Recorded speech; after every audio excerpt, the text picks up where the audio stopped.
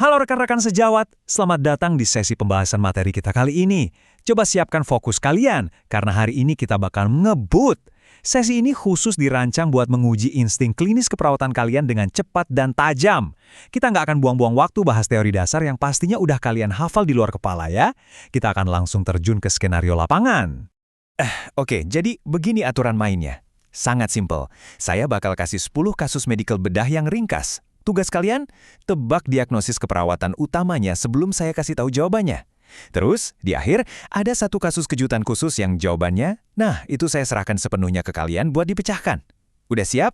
Yuk, kita mulai. Kasus pertama, dari sistem endokrin. Ada pasien pria, usianya 52 tahun, riwayat DM.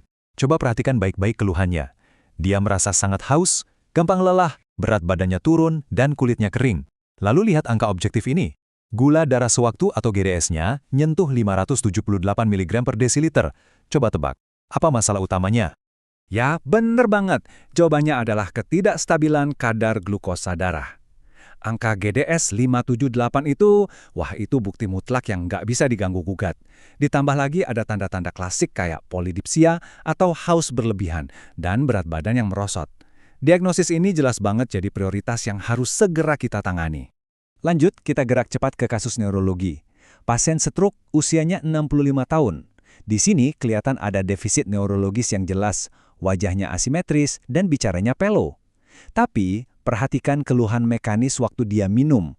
Dia tersedak dan lidahnya mencong ke satu sisi. Nah, kira-kira masalah utama apa nih yang paling mengancam nyawanya sekarang? Mari kita urai alur berpikir klinisnya. Ini penting banget. Dari data pasien tersedak dan lidah yang mencong, kita bisa langsung tahu kalau mekanisme menelannya itu terganggu. Nah, terganggunya refleks ini langsung jadi lampu merah buat satu ancaman fatal, risiko aspirasi. Ingat, keselamatan jalan napas itu selalu jadi prioritas utama kita. Oke, masuk ke kasus ketiga, pasien bedah, seorang wanita muda yang baru 2 hari post-operasi appendektomi.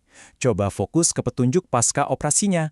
Dia mengeluh nyeri, skala nyerinya 6, dan kalau kalian lihat, wajahnya tampak meringis menahan sakit. Ayo, apa diagnosis prioritasnya? Tepat sekali, nyeri akut. Waktu kita menilai nyeri, kita tuh nggak cuma dengar keluhan subjektif pas pasien bilang skalanya 6, tapi kita juga harus cari validasi objektifnya. Wajah meringis itu respons fisiologis yang nyata.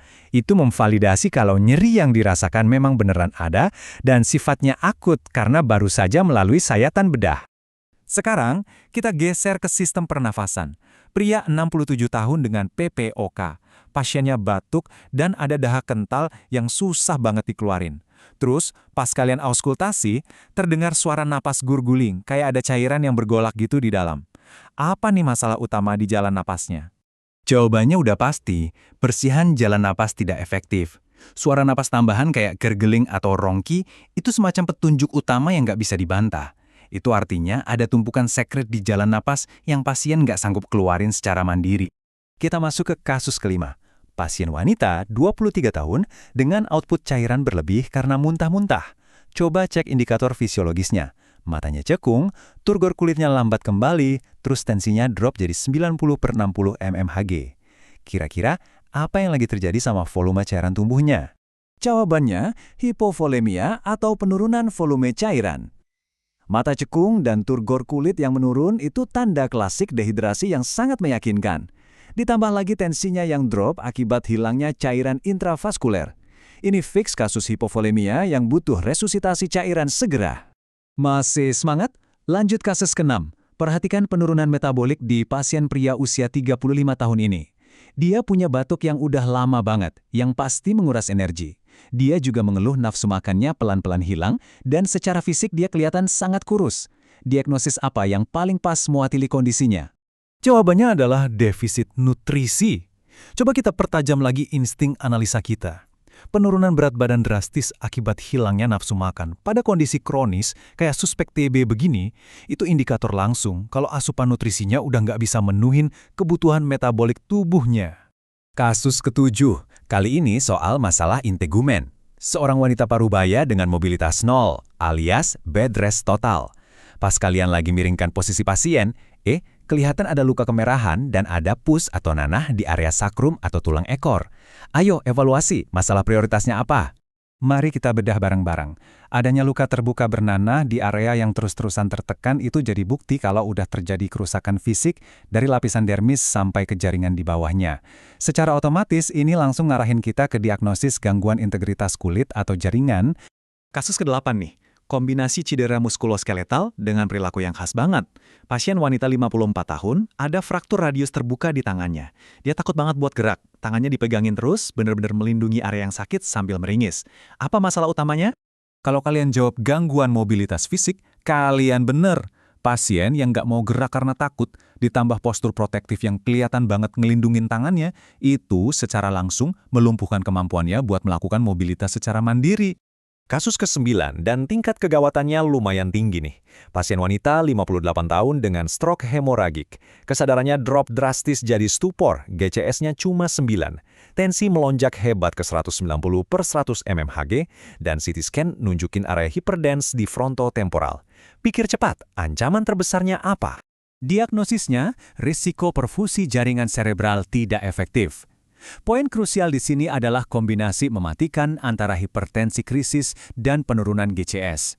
Ini tanda yang jelas banget ada peningkatan tekanan intrakranial, yang pastinya sangat berisiko menghambat aliran oksigen dan darah ke jaringan otak yang masih sehat. Terakhir, untuk lari cepat medical bedah kita. Pasien pria 45 tahun mengeluh badannya makin terasa panas, apalagi kalau udah masuk sore hari. Terus kalian cek suhunya pakai termometer, dan hasilnya objektif banget, 39 derajat Celcius. Diagnosis apa yang bisa langsung ditegakkan dari data tunggal ini? Gampang banget kan? Jawabannya hipertermia. Angka 39 derajat Celcius itu udah secara objektif mengkonfirmasi diagnosisnya. Kalian gak perlu ragu lagi sama insting kalian kalau data tanda-tanda vitalnya udah sejelas ini. Nah, sekarang kita ganti gigi secara mendadak. Ini dia tantangan kejutan yang saya janjikan. Coba bayangkan situasi nyata ini. Ada perawat lagi ngasih penyuluhan tentang TB, presentasinya bagus banget, tapi dia nampilin foto wajah anak yang terinfeksi secara jelas dan tidak disensor sama sekali. Di antara 5 prinsip etik di layar, non-maleficence, confidentiality, beneficence, autonomy atau fidelity, mana nih yang dilanggar oleh perawat tersebut? Ingat, saya nggak bakal kasih tahu jawabannya sekarang. Saya mau lihat gimana analisis kritis kalian berjalan. Tulis jawaban dan argumen kalian di kolom komentar ya. Dan itu membawa kita ke akhir sesi kita hari ini. Kecepatan dan ketepatan klinis kayak yang baru aja kita latih itu memang pondasi penting dari kompetensi kita. Tapi ingat satu hal ini, kepintaran klinis kita itu nggak akan ada artinya tanpa kompas moral. Keperawatan profesional sejati itu menuntut kita buat bawa prinsip-prinsip etik ke dalam setiap sentuhan, setiap edukasi, dan setiap asuhan yang kita berikan ke pasien sehari-hari dalam praktik kita. Terus belajar, asah terus insting klinis kalian, dan sampai jumpa di pembahasan materi selanjutnya. Jangan lupa ya, tinggalkan jawaban tantangan etik tadi di kolom komentar.